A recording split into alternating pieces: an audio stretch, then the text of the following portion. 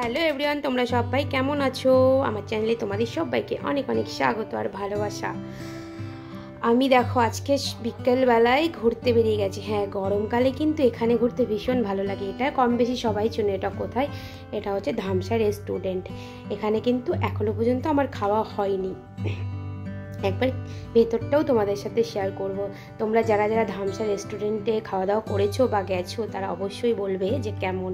আমার তো ভীষণ ভালো লাগে। আর এই জায়গাটা এত নিরিবিলি, এত সুন্দর একটা জায়গা, কি বলবো। মানে বিকালবেলায় আর একটা সুন্দর হাওয়া দিচ্ছিল। আর গরমকালে এই হাওয়াটা মানে যতই যা বলো, পাখার হাওয়া বলো যাই বলো, এই হাওয়ার মতো কোনো হাওয়া নেই।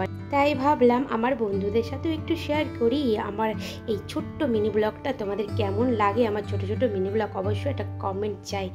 আর জায়গাটা তোমাদের কেমন লাগছে? যারা কম বেশি এখানে এসেছো তারা তো জানো খুবই অপূর্ব সুন্দর। আর যারা আসোনি তারা বলবে এটা কেমন, অবশ্যই এখানে এসে ঘুরে যাবে।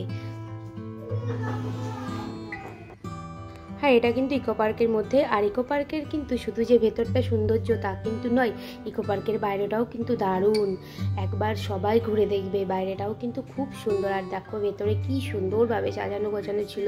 এই দিয়ে আমার অনেকবারই এখানে যাওয়া আছে, কারণ আমার মন খারাপ করলে মানে আমি এখানেই চলে যাই। আমার ভালো লাগে খুব, বিকালবেলা করে বসে থাকতে আমার ভীষণ ভালো লাগে।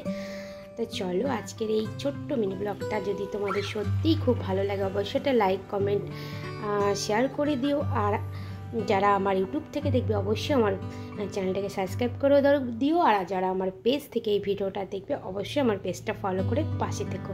আর বলো ঝিলটা কেমন লাগছে? ওহ অসাধারণ, মানে কি বলবো, দারুণ।